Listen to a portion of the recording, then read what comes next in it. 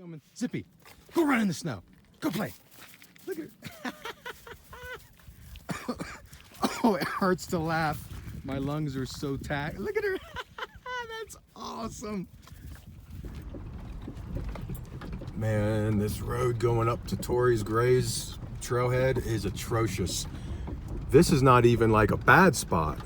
This is kind of average. There's two spots, or actually three, where you really gotta twist and turn your wheel to make sure you come out of there without a hole in your oil pan or a freaking control arm ripped the hell off. All right, no, you can't see much in this video, but neither can I. It's 20 after 4. Left the parking lot at 3 sharp, maybe even 2:58, but let's just call it 3 o'clock. But check this out. This is the pre-twilight before dawn. You can see the trail, how rough it is. Well, I'll show you that during the day. But that's Grays. So I'm working my way up to Grays. And then to do Torreys, that's Torreys right there. That part right there. You do the saddle, but you don't have to go all the way back. You come back a little past halfway and down, but actually it looks like it's covered with snow, so I'm getting mixed reports on that. That's Grays. So now it ain't so much the distance, it's just the zigzagging. So if the weather holds out, I'll make Grays, I think. I got oxygen, I got time. I mean, it's dawn right now. I don't like this cloud cover already unless it's gonna go away. But then to do Torreys, I just don't know. It'd be such a shame to only do the one. It would be such a shame, all that work to get up there and not do Torreys, but it's better to make it home alive. It was freaking zippy out every time somebody called up to us, especially in the dark or when it was barely twilight, kind of like the equivalent to moonlight. Here's Grays, Torreys. It turns out Lloyd Christmas was wrong. That John Denver was not full of shit. The Rocky Mountains are, oh, there she goes. And these guys got a dog, so yeah. John Denver was not full of shit, Lloyd Christmas. Very rocky. Zippy, come here. Come here, Zip. All right, I just talked to an experienced guy that has a bunch of technology with him. He said it's 3.5 miles to the summit of Grays, which is there. I can see some people hanging out, and I can see a Inukshuk built up there. There will also be the U.S. Geological Service marker. Oh, there's some people on the trail. So the summit isn't far, but boy, gotta zigzag on the switchbacks. There they are, right in the middle of the screen. So he said we're 2.8 miles, and it's 3.5. So that's good for morale boost, but obviously it's pretty much all climbing here and difficult terrain. I mean, look at this trail. Look at this trail. If it were, you know, it'd be tough even if it were paved, but walking on this is a lot more work. I'm gonna do a panoramic here, look at this. It's 6 in the morning, so that's good news. Look at that tundra there, that slope, all green there on the one side. You can see off in the distance, more mountains. And there's Torreys. Can't see anybody working their way up there yet, but basically you gotta take a break about every 25 feet. So that means when I start going again, I'm probably gonna stop right there where those bushes kind of come out and have to take a break again for like a minute or two. That makes going all the way up there a long day. So here's another view, kind of looking at the way up Torreys. As of right now, I don't think I can make it unless there's a major change in weather and I have the whole day handed to me. Just to give you an idea, I lost count of how many breaks I've taken. I'm really hitting the oxygen bottle hard because when I used it on Mount Elbert, I really went sparing on it because I didn't know how long it would last. And it turns out it lasts a lot longer than I thought. So I have 2 of them with me because they don't really weigh anything. So I'm hitting the bottle hard to try to help myself out. When I was down there, I could see people way down on the part that's, well, I don't want to say flat, but kind of just coming around the bend there from that big section of tundra at a 45-degree angle. But now, well, yeah, they're not there anymore, but they're all closer to me, because essentially even the average person is literally going about twice as fast as me. So okay, but this is glorious, man. Not liking the moisture, although that helps with your lungs with breathing, instead of breathing real dry air and the skin and your lips and everything, but that's not the concern. That is not a good sign right there. Although those are just puffy, cloudy, puffy, not really any gray to them. Kind of bluer over there. You've heard of rapidly changing weather in different environments. Well, there is none more extreme than 14,000 feet. Well, yeah, 20,000 feet, but you know, I'm talking about in the United States. There's people up there. Could barely make them out probably on the screen because I'm shaking, zoomed in all the way. But you can see there's something that doesn't look right. It's sticking up a little bit. That's some people up there. I'm gonna keep pushing unless the weather turns on me really bad. Come here, Zippy. This is the best day of her life. Zippy, come, let's go. Zippy! I had this day planned when I got her because I knew in the beginning of summer she would be 8-9 months old and ready for a 14er. Good view now. Going up Torreys, and now I see the cutoff. There's the cutoff. It's snow covered, but people are still using it. I guess you just got to kind of dig your heels in. So based on the time of day it is, where I'm at and the weather, it looks like there's no doubt I'm going to make grays. Some people over there, but after that, I think the switchback shortened a little. You can see people there, and I think that little nook shook right there above my finger, I think that's the peak. So pretty much nothing's gonna, you know, well, I'm not gonna say nothing, but I'm gonna make grays.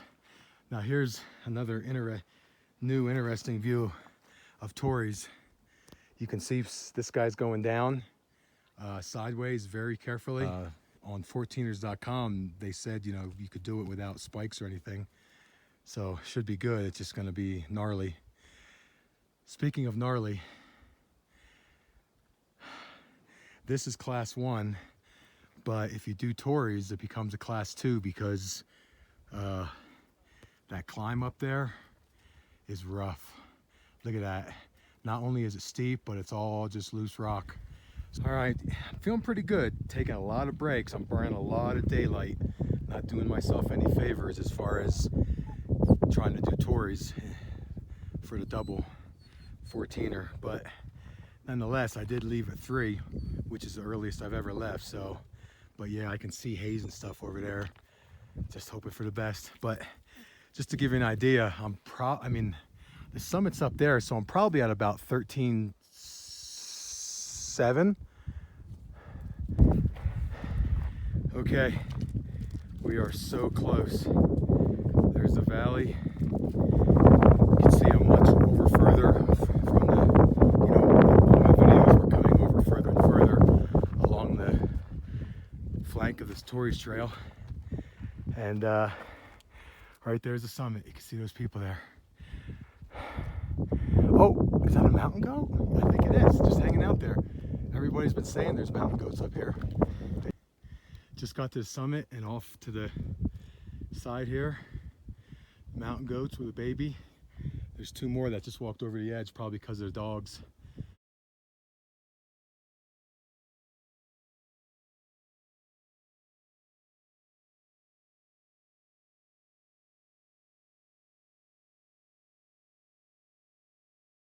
Thank you so much. Zippy, come here, girl. Come here, girl.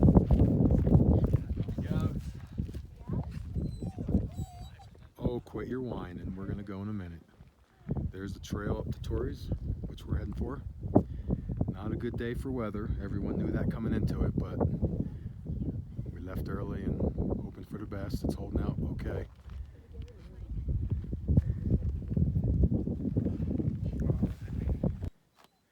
So back over there is the summit of Grays. You can't see it. That's not the summit.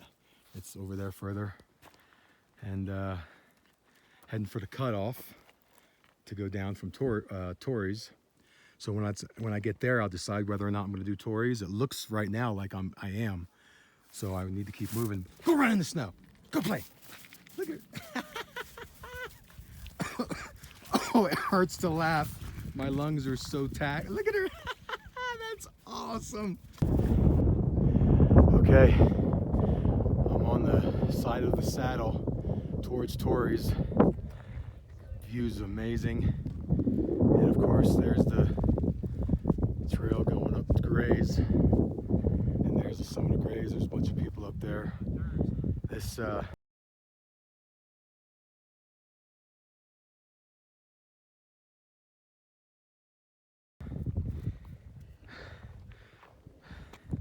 a little dehydrated because I brought too much juice and not enough water.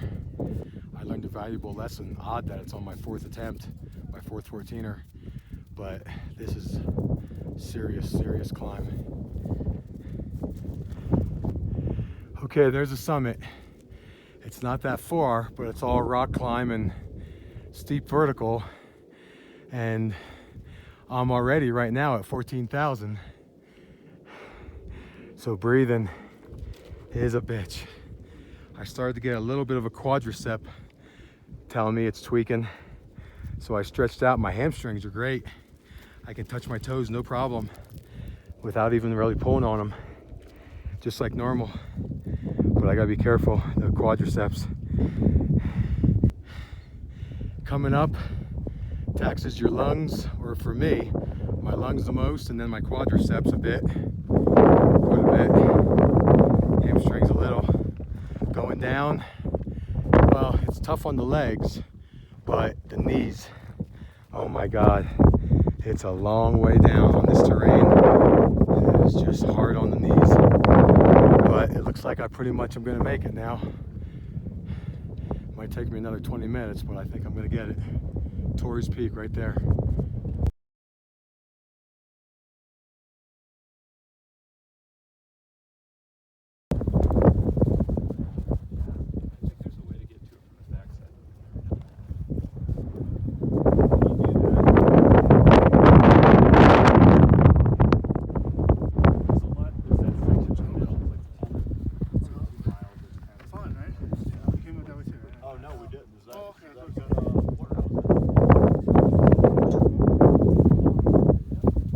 So I'm just below the summit of Torreys Peak, and going way down there back to the parking lot. There's the cutoff trail. You can see it there. That cuts down the shortcut. I gotta go across that snow field, and look at us going down. So many of the other videos I showed you before, tear up my knees, but there's Grays.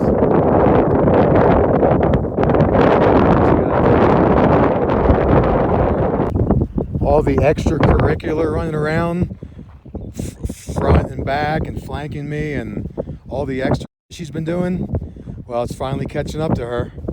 I mean, we're off of Torreys Peak right there.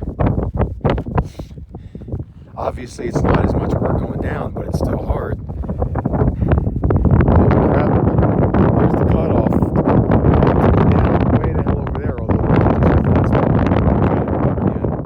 we gotta get over there because this weather could turn nasty real fast. And it's catching up to her. She's laying down for the first time. See, I told you not to run around, get crazy, do all that extracurricular stuff, because you're gonna need it. But she... All right, there's Torreys, and I didn't really stop the whole way down except to wrap my left knee. I didn't wrap the right one yet because it feels fine, and I don't want to slow myself down because this actually could get deadly.